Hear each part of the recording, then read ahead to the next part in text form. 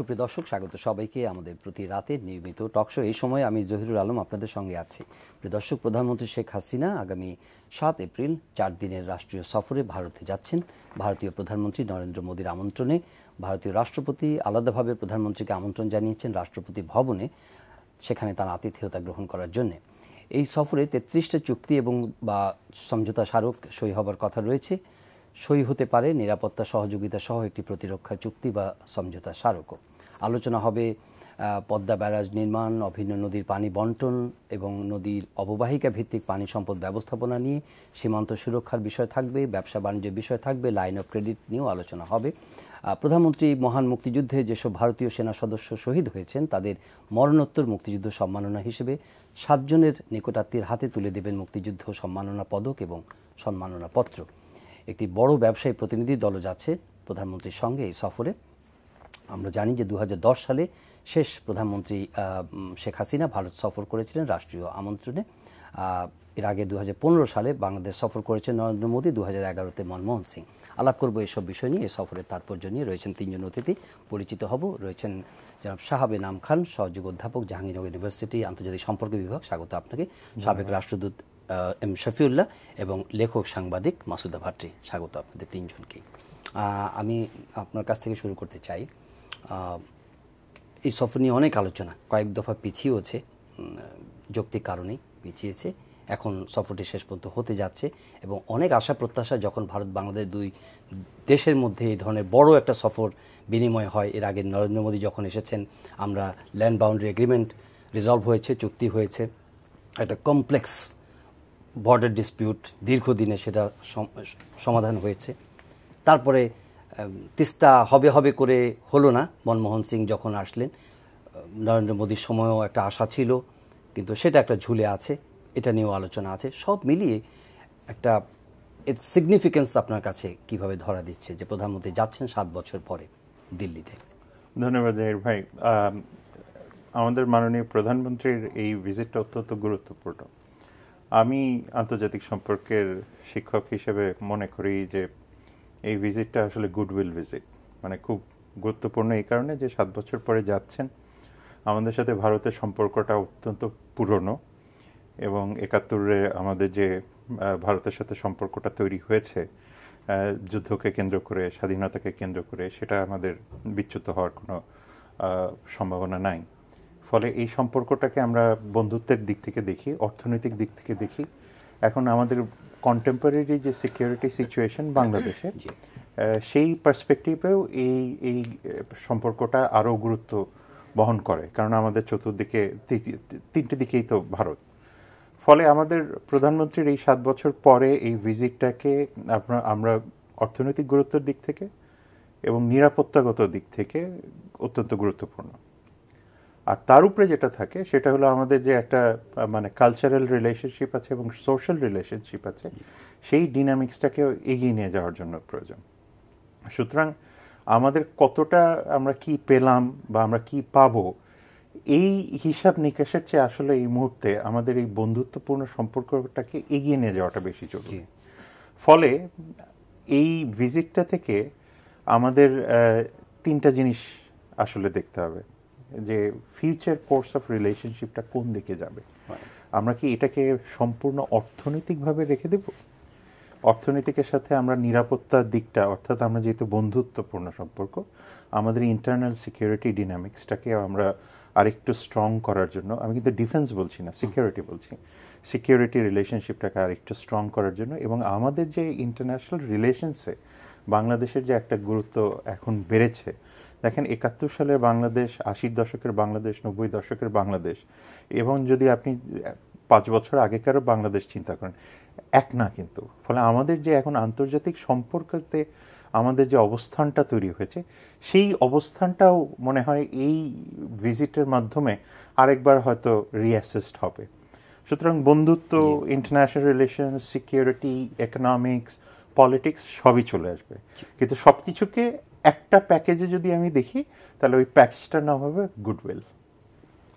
Goodwill visit হিসেবে। কিন্তু উনি একই সঙ্গে বলেছেন যে আমাদের স্ট্যাটাসও স্কেল আপ হচ্ছে সিগনিফিক্যান্টলি বাংলাদেশ আর এখন সেই আগের বাংলাদেশ নেই, এখন সবসময় উইন উইন, বাংলাদেশ যখন যা কিছু করবে উইন উইন, বাংলাদেশের নিজস্ব সত্তা তৈরি হচ্ছে এবং এর একটা ভূ রাজনৈতিক যে গুরুত্ব সেটাও ওয়াইডলি রিকগনাইজ।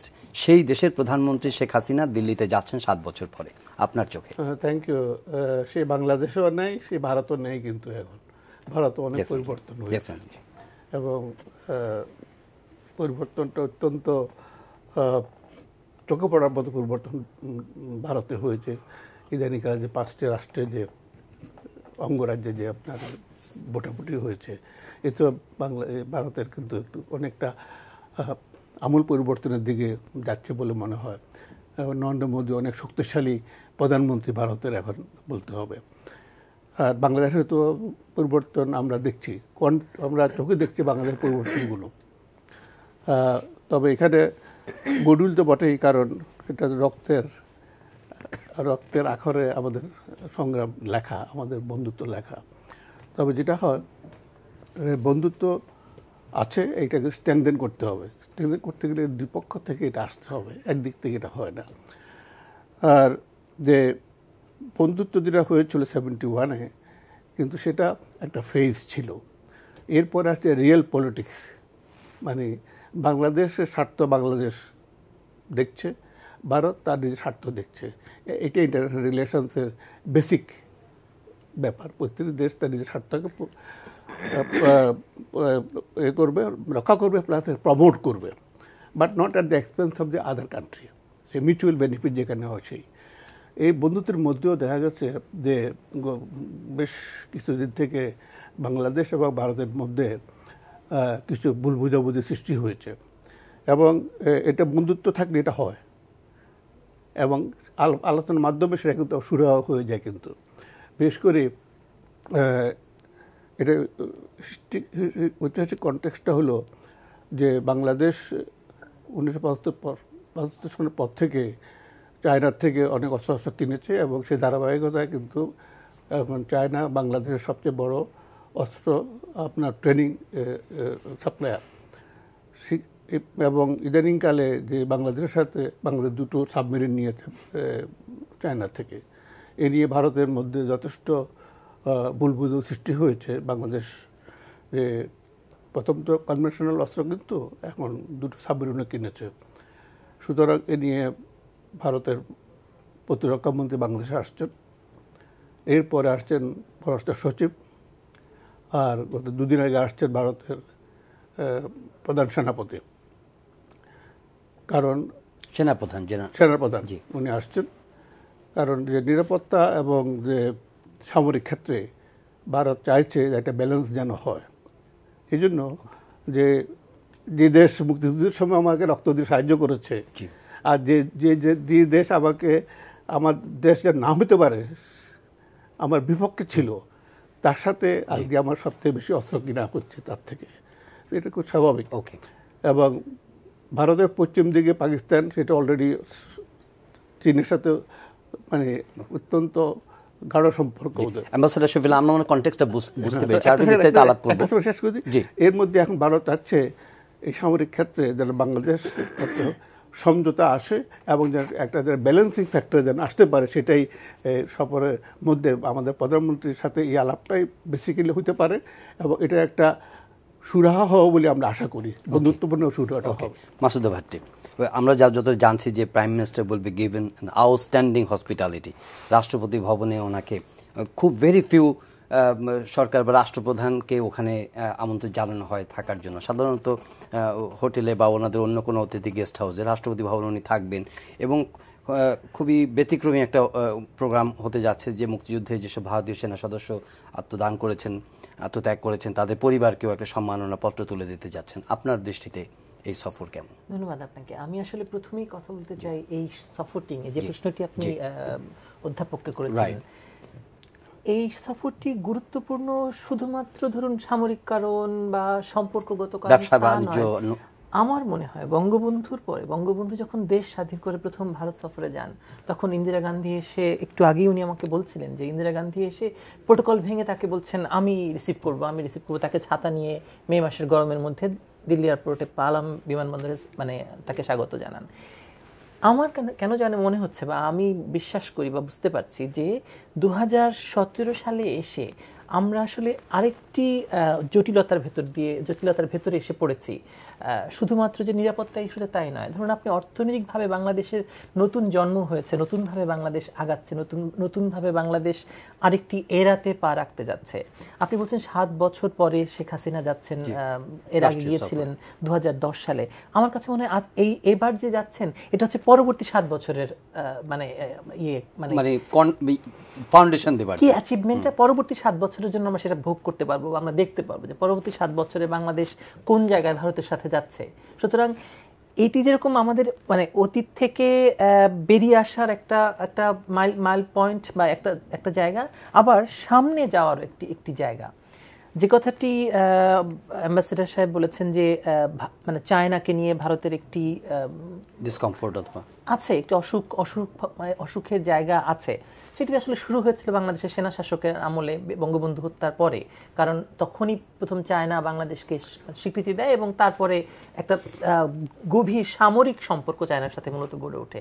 কিন্তু এখন এই মুহূর্তে চায়নার সাথে সম্পর্কটা শুধু সামরিক নয়, চায়নার সাথে সম্পর্ক কিন্তু বাণিজ্যিকও। এবং বাংলাদেশ স্ট্র্যাটেজিক্যালি ওই সম্পর্কটি কেন নরিশ করবে না সেটা ভারতের দুশ্চিন্তা হওয়ার কথা নয় বলে আমি মনে করি। বাংলাদেশের ফরেন পলিসি স্ট্রং ভাবে, আমরা জোরালো ভাবে সবসময় বলে থাকি সবার বন্ধু, আমরা কারোর শত্রু নই। সেটা যদি আমরা পালন করতে চাই তাহলে ভারতকে এই জায়গাটি, বাংলাদেশকে এই স্পেসটুকু বাংলাদেশকে দিতে হবে যে ভাই তুমি দ্বিপাক্ষিক যে আমাদের যে সমস্যাগুলো আছে অথবা রিজিওনাল ভারত বাংলাদেশ সীমান্তবর্তী যে সমস্যা আছে সেই সব সমস্যা বাদ দিয়ে সেই সব সমস্যাকে হ্যাম্পার করে বা সেই সব সমস্যাকে কোনো রকমের উস্কে দেয় সেমন কিছু না করে তুমি যে কোনো দেশের সাথে সম্পর্ক তৈরি করতে পারো। এবং সেক্ষেত্রে ভারতও, ধরেন বিমস্টেকের কথা যদি আমি বলি, নতুন যে অর্গানাইজেশনটি দাঁড় করানো হয়েছে সেখানে চায়না আছে, ভারত আছে, পাকিস্তান আছে, নেপাল আছে, শ্রীলঙ্কা আছে, এই দেশগুলো আছে।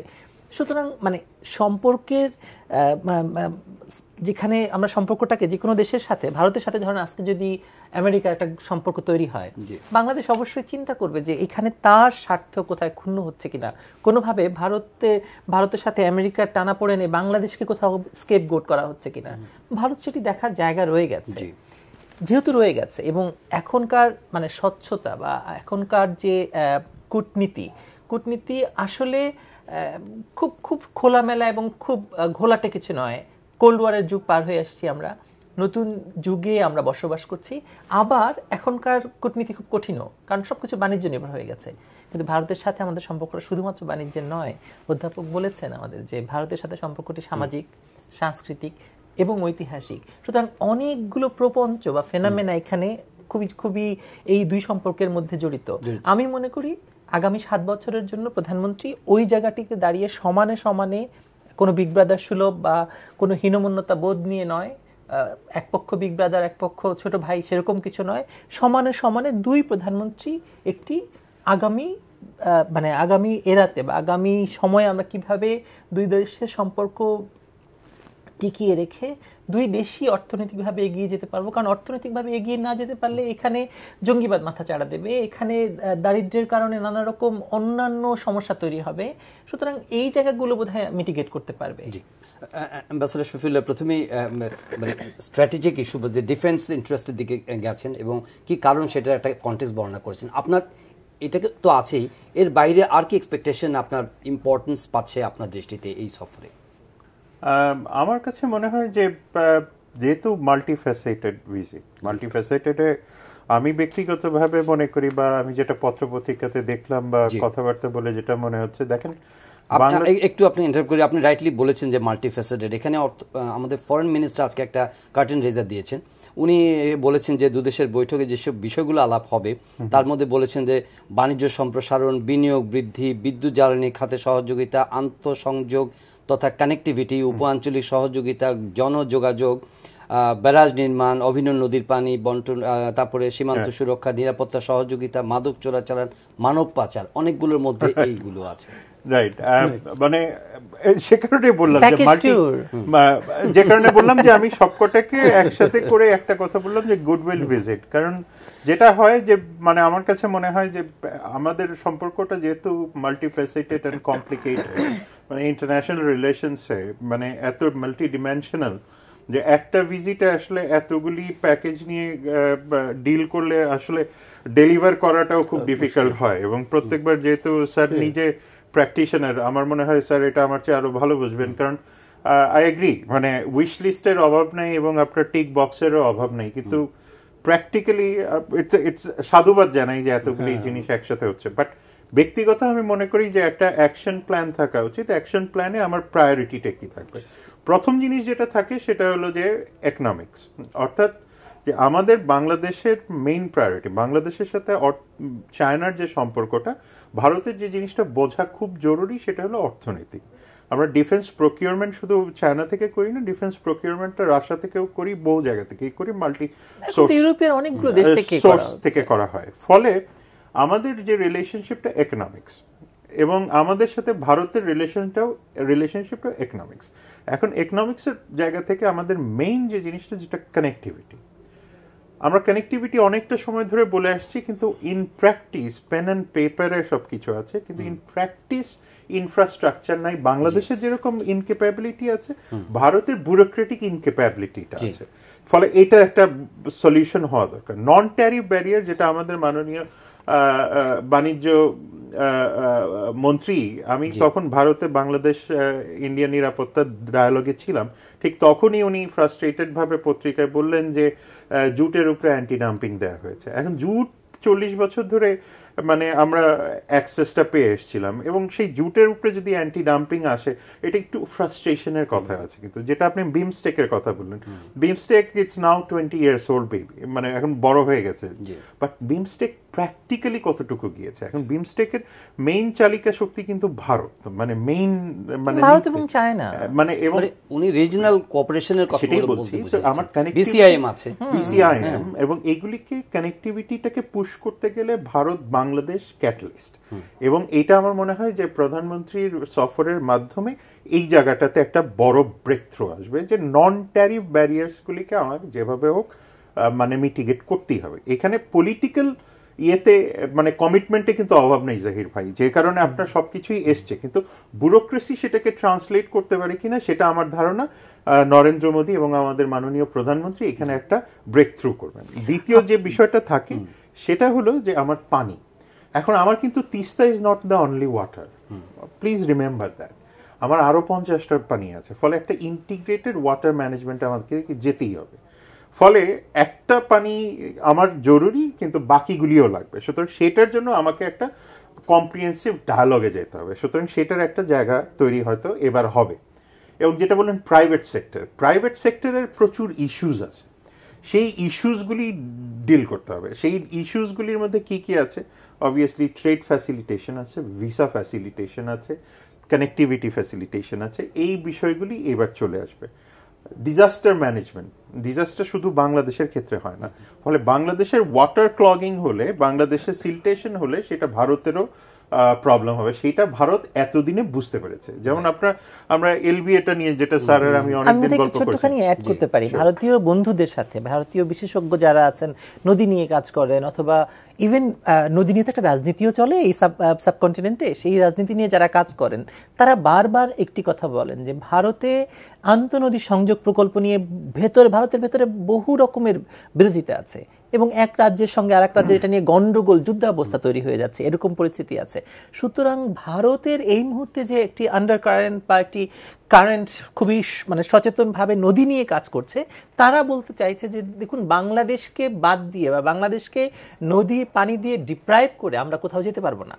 আমাদের পক্ষে আই এগ্রি, বাট মানে ওদের ইন্টারলিঙ্কিংটা মোস্ট লাইকলি অ্যাম্বিশিয়াস প্রজেক্ট, হবে না, so expensive, it's most likely not feasible, যে কারণে আমি স্যারের সাথে মাঝে মাঝে it has been shelved if not shelved, যে কারণে আমি স্যারের সাথে সবসময় মাঝে টিপাই মুখও তারা করতে পারেনি, ওখানে একটি মানে ইটও নাকি মানে যায়নি তারপরে, রাইট। যেটা আমি স্যারের সাথে প্রায়ই আমি গল্প করি যে মানে ভারতের সাথে যেটা আমাদের এই ওয়াটার ম্যানেজমেন্ট বা disaster management, it has to be integrated, সেটা চলে আসবে। আপনার নিরাপত্তার ক্ষেত্রে নিরাপত্তাটাও এইবার আসবে, কারণ আমাদের কাউন্টার টেরোরিজম কিন্তু বাংলাদেশের যেটা, সেটার জন্য আপনি একটু খেয়াল করে দেখেন, geographically we are surrounded, right. বারবার fencing is not going to solve it, for a territorial একটা বিষয় আছে। তো তো সেইটাও আমার মনে হয় এবার চলে আসবে। এবং কাউন্টার টেররিজম পার্টিকুলারলি, যে আপনার কাউন্টার র্যাডিক্যালাইজেশন, ভায়োলেন্ট এক্সট্রিমিজম, এই বিষয়গুলি ভারতের যেরকম বাংলাদেশ থেকে শেখার আছে, বাংলাদেশের ক্যাপাসিটি বিল্ডিং এ ভারতের একটা কুইক কোশ্চেন, সেটা হচ্ছে যে একটা সমালোচনা তো আছেই, সবসময় সমালোচনা আছে এবং থাকবেও, এটা যে আমরা দিচ্ছি বেশি কিন্তু রেসিপ্রোকেশনের ক্ষেত্রে আমরা পাচ্ছি কম।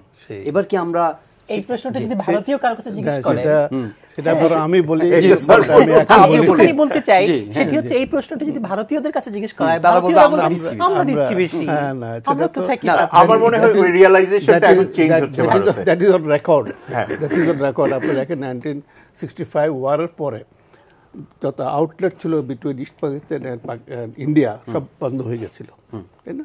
আজকে আপনি দেখেন বাংলাদেশ ওপেন করে দিয়েছে, এমন কোনো রাস্তা নাই, নদীপথ নাই, রেলপথ নাই যেটা বাংলাদেশ ভারতের জন্য ওপেন করে না দিয়েছে, ঠিক নয় কি? সুতরাং আর ট্রানজিটের কথা, ভারত গত 20 বছর থেকে ট্রানজিট নেওয়ার জন্য যে হারে বাংলাদেশের সাথে কথা বলেছে, নানাভাবে তারা বাংলাদেশকে রাজি করার চেষ্টা করেছে, সে ট্রানজিট ভারত পেয়েছে। এবং এমনও কথা ছিল 2008 সালে যে তিস্তার পানি দিবেন, ট্রানজিট পাবেন। তিস্তার পানি আমরা পাই নাই, ট্রানজিট আমরা দিয়েছি। You see, this is a departure from a principal stand থেকে, এবং এই গভর্নমেন্টে বলেছে, দেখেছে। এখন যেখানে হয়তো আপনি বলেন নদীর কথা কিন্তু নতুন নয়। জেআরসি হয়েছে আপনার বঙ্গবন্ধুর সময় মিসেস গান্ধীর সাথে আলোচনার পরিপ্রেক্ষিতে জেআরসি হয়েছে 1972 সনে, যে এই নদীগুলোকে স্টাডি করার জন্য। আমি এই প্রসঙ্গে আরও একটু বলতে চাই, যেটা একটা পয়েন্ট এসে গেল, যে রাষ্ট্রপতি ভবনে বঙ্গবন্ধু ছিলেন 1974 সনের 14, 15, 16 মে। আপনি ছিলেন? আমি ছিলাম, আমি জুনিয়র মোস্ট অফিসার ছিলাম, বঙ্গবন্ধু স্টাফ আমিও ছিলাম। তো এখন সেখানে বর্ডার এগ্রিমেন্টটা নিয়ে কথা হয়েছে এবং ড্রাফটটা সামনে ছিল, কিন্তু বঙ্গবন্ধু চেয়েছিলেন যে এই বর্ডার তো কলোনিয়াল বর্ডার, 1905 সনে বঙ্গভঙ্গ হয়, যে একটা বর্ডার হয়েছিল, তারপরে সেটা 1955 সনে নেহেরু চুক্তিতে এটা ফর্মালাইজ হয়ে যায়, ইস্ট পাকিস্তানের বর্ডার।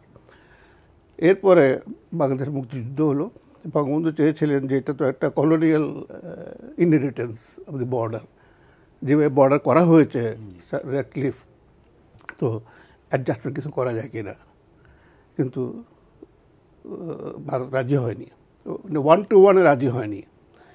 এরপরে আসলো বঙ্গবন্ধু, উনি মেনে নিলেন যে করা যখন যাবে না, উনি আবার ওনার কলমটা দিয়ে বললেন যে আপনার তো আমার তো 50,000 স্কোয়ার মাইল, তো আপনি দেখেন যদি এখানে কোনো কোথাও আপনার পেন্সিল দিয়ে ড্র করে কোথাও কিছু অ্যাডজাস্ট করতে পারেন কিনা। মিসেস গান্ধী কিন্তু করতে পারেননি, এটা অবভিয়াস সম্ভব হয়নি।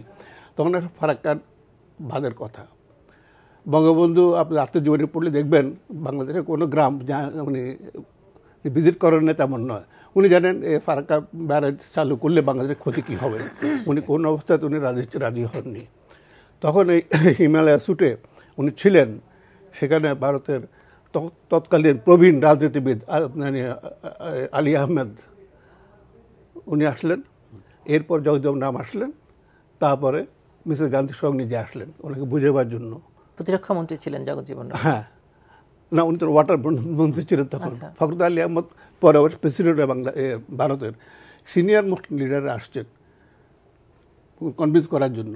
বঙ্গবন্ধু শেষ পর্যন্ত ফেস সেভিং 6 মাসের জন্য টেস্ট রান করতে রাজি হয়েছেন।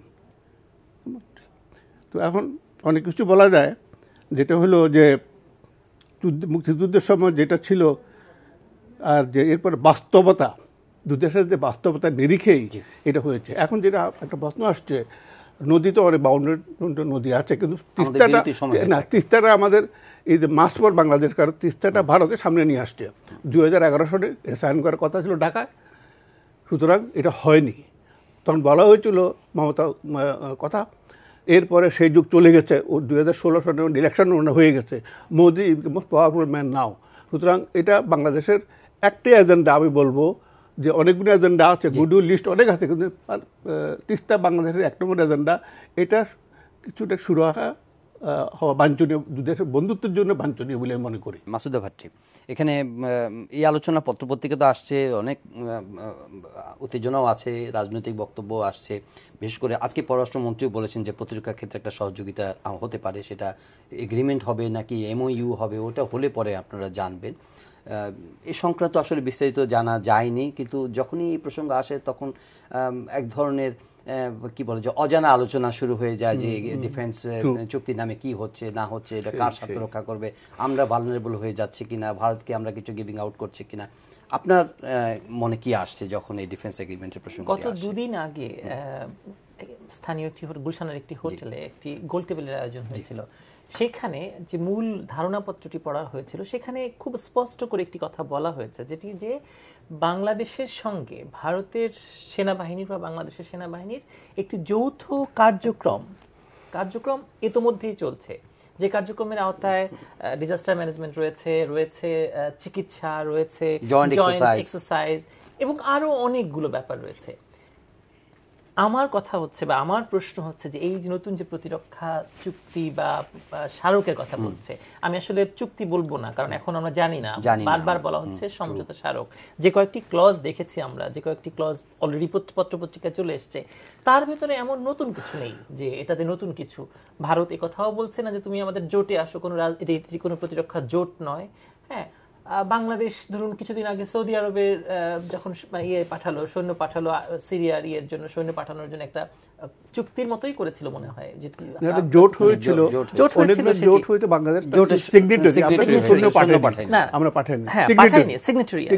হ্যাঁ, কিন্তু ধরুন ভারত সেরকম কিছুও বলছে না। এটা একটা আলাদা স্টেপ। আপনি ইউ রাইট, কারণ অনেকগুলো কাজ ভারতের সাথে বাংলাদেশে চলছে, ট্রেনিং চলছে, যৌথ মহড়া চলছে, কিছু অস্ত্র কিনা হচ্ছে এবং শেয়ারিং হচ্ছে।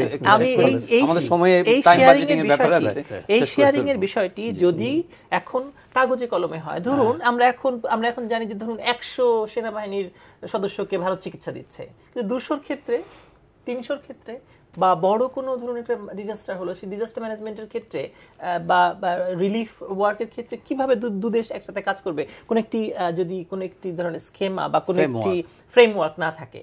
আমার ধারণা সেক্ষেত্রে এরকম যদি কিছু হয় তাহলে সেটি হওয়াই যেতে পারে। কিন্তু আরেকটি কথা, মানে ধরুন কোনো দেশ যারা প্রতিবেশী রাষ্ট্র যদি মনে করে যে দুটো দেশ একটি কোনো একটা প্রতিরক্ষা চুক্তির ভেতর দিয়ে যাবে, সেখানে আমি প্রশ্ন তুলতে চাই যে দোষটা আসলে কোথায়। মানে ভারত আর বাংলাদেশ যদি এমনিতে যদি আমাদের বাণিজ্য চুক্তি আছে, আমাদের সাংস্কৃতিক চুক্তি আছে, আমাদের ধরুন অন্য চুক্তি আছে, যদি প্রতিরক্ষা চুক্তি হয় বা প্রতিরক্ষা স্মারক সমঝোতা স্মারক স্বাক্ষরিত হয়, তাহলে সমস্যাটা আসলে কোথায়? রাজনীতি ছাড়া, আমি রাজনীতিকে অ্যাপার্ট রেখে, কারণ বাংলাদেশ তো আসলে ভারত একটি ভয়াবহ বিপদের ভেতর দিয়ে যাচ্ছে, হুইচ ইজ টেরোরিজম। হ্যাঁ, সেটি থেকে যদি আমাদের রক্ষা করার জন্য হোক, অথবা এই রিজিয়নাল বিপজ্জনক অবস্থা, কারণ ক্রমশই অর্থনীতি যখন উন্নতির দিকে যাবে, ক্রমশ একটা যুদ্ধ পরিস্থিতির সৃষ্টি হওয়াটা অস্বাভাবিক কিছু নয়। যদি হয় সেক্ষেত্রে কেন দুটো দেশ যদি যায় তাহলে অসুবিধা কি আছে? এই প্রশ্ন আপনি হয়তো উত্তরও দিতে পারবেন। যে আপনার কাছে ফাইনালি আসবো, শাহবিন আলম খান, MOU বা ট্রিটি যেটাই হোক সেটা ডিসক্লোজ করতে সরকারের প্রবলেম হচ্ছে কেন? very simple thing. কিন্তু সব চুক্তি কি ডিসক্লোজ করা হয় কিনা? ধরুন 2004 সালে বেগম খালেদা জিয়া যখন চায়নার সাথে একটি চুক্তি করেছিলেন, সেই চুক্তি কিন্তু আমরা জানিও না যে কি হয়েছে। আমি শেষ করি বেসিক্যালি, মানে বিষয়টা হলো যে আমার পয়েন্টটা হলো যে ইটস এ টেকনোলজি এখন এতটাই অ্যাভেইলেবল হয়ে গেছে যে মানে আপনি যদি মনে করেন যে টেকনোলজি এখন সবার কাছে সব রকমের ডকুমেন্ট ইজ কোয়াইট অ্যাভেইলেবল। এখন ট্রান্সপারেন্সির টাইমে আসলে ওয়ার টাইম সিচুয়েশনে বাংলাদেশ নাই, আর টেরোরিজম আসলে ডিফেন্স দিয়ে করে না, ওটা সিকিউরিটি দিয়ে করে। সো সিকিউরিটি অ্যান্ড ডিফেন্স আর কমপ্লিটলি টু ডিফারেন্ট থিংস।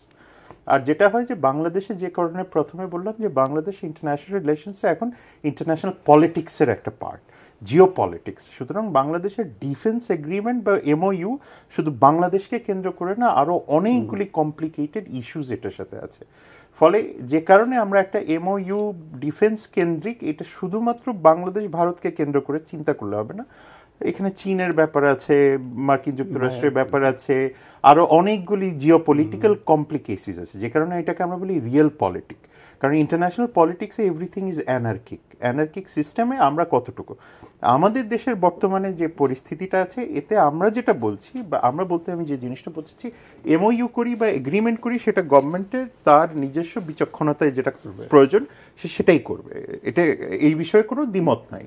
কিন্তু সেই ক্ষেত্রে যেটা বলা হচ্ছে যে এমওইউ বা এগ্রিমেন্ট যাই করুক, সেটা ডিসক্লোজ করার মধ্যে কোনো অনিশ্চয়তা, আপত্তির তো কিছু নাই। আচ্ছা, সময় থাকলে আমরা আরেকবার অলরেডি তো এই পয়েন্টগুলো, যে পয়েন্টগুলো ওখানে আলোচনা হওয়ার কথা বা এমইউতে যদি হয় সেটি হওয়ার কথা, সেটা তো অলরেডি বেরিয়ে গেছে, পত্রপত্রিকা আমরা জেনে গেছি, সরকার বলছে না। ওকে, আচ্ছা, একটু সময়ের আমরা কিন্তু আসলে সবকিছু ডিপ্লোমেসি ফ্লাড লাইটের আন্ডারে হয় না, it is always that under current, এটা হয় সবসময় এটা ডিসক্লোজ করা হয় না, কারণ এর অনেক নুয়ান্সেস আছে।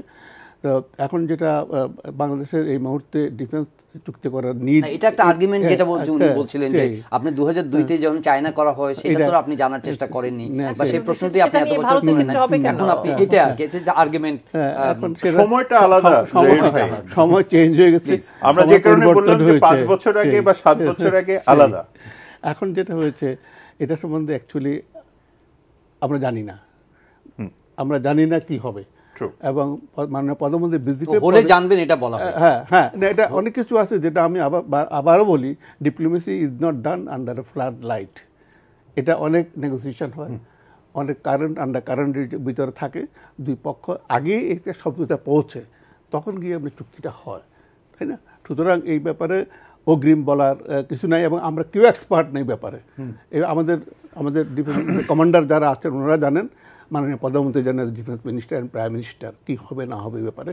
তবে বাংলাদেশ এই মুহূর্তে কতটুকু প্রস্তুত আছে একটা ডিফেন্স চুক্তি করার জন্য, এটা আমরা সবাই জানি প্রস্তুত না। তবে ভারতের সাথে যেটা বাকি বললেন, অনেকগুলা ডিফেন্স অনেকগুলো কাজ হচ্ছে, এটাকে তারা একটা ফর্মালাইজ করতে চাচ্ছে, একটা ফ্রেমওয়ার্কে আনতে চাচ্ছে। তাহলে জানি যে বছরের ডিসেম্বর মাসে দুই সেনাবাহিনীর ভিতরে একটা জয়েন্ট এক্সারসাইজ হবে, তারপরে ধরেন একটা ট্রেনিংয়ের, এত লোক ট্রেনিংয়ে যাবে, এতগুলা আপনার অস্ত্র আমরা কিনবো, এটা হলো একটা ফ্রেমওয়ার্ক বলা হয়, এটা চুক্তি না। এটার ফ্রেমওয়ার্ক হতে পারে যে আন্ডারস্ট্যান্ডিংটা যেন কোঅপারেশন ইন রাইটিং যেন হতে পারে, সেটা একটা হয়তো হতে পারে।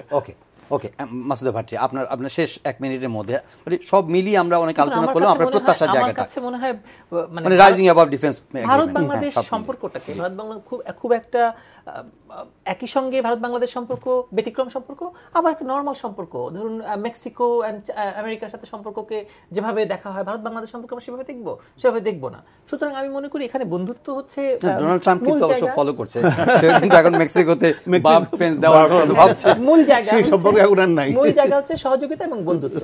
ওই জায়গাটাকে দাঁড়িয়ে, ওই জায়গাকে মূল জায়গা ধরে তারপরে বাকি ঘোরাঘুরি করাই যেতে পারে, এবং আমি মনে করি সেটা সম্ভব। আপনার মানে ফাইনালি আপনার প্রত্যাশা, বাংলাদেশ ভারত সম্পর্ক ডিফেন্স এগ্রিমেন্ট হোক আর না হোক, সম্পর্ক ভালো থাকবে, হলেও ভালো থাকবে, না হলেও ভালো থাকবে। তবে এই বিষয়গুলি যেগুলি আননেসেসারি, কিন্তু একটা পোরাস বর্ডার যখন থাকে 4000 প্লাস, সেটাই। এবং আমাদেরকে এটাও মনে রাখতে হবে জাহির ভাই, যে আমাদের চতুর্দিকে একটা বারবারও তৈরি করা হচ্ছে, সুতরাং সেটাও আমাদের মানুষের মধ্যে কতটুকু পারসেপশন লেভেলে এফেক্ট রাখবে, সেটাও আমাদের ভুলে গেলে হবে না।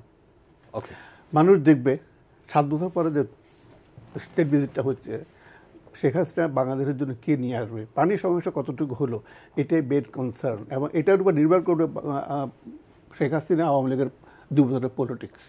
আমার কাছে দ্বিমত পোষণ করে এখানে যে শুধুমাত্র ধরুন এর আগে আমরা কি দেখেছি যে শান্তি চুক্তি হলে বাংলাদেশ ভারতের অংশ হয়ে যাবে, মানে তিস্তা চুক্তি না হলে আর কোনো তিস্তা চুক্তি না হলে বাকি সবকিছু মিথ্যা হয়ে যাবে না, মিথ্যা হবে না, সেটা বলছেন বাংলাদেশ সীমান্ত চুক্তির মতো কি বড় ব্যাপার হয়ে যাচ্ছে, যেটি আমরা কেউ অ্যাপ্রিশিয়েট করছি না, এটা বলছিও না আমরা, যেটা হওয়ার কথা সেই চুক্তিটা হয়নি, এলবি এর কথা বলছেন। হ্যাঁ, সীমান্ত চুক্তিটা বিশাল বড় ব্যাপার। সীমান্ত চুক্তিটা কিন্তু একটা মাদাম, একটা মনে রাখবেন,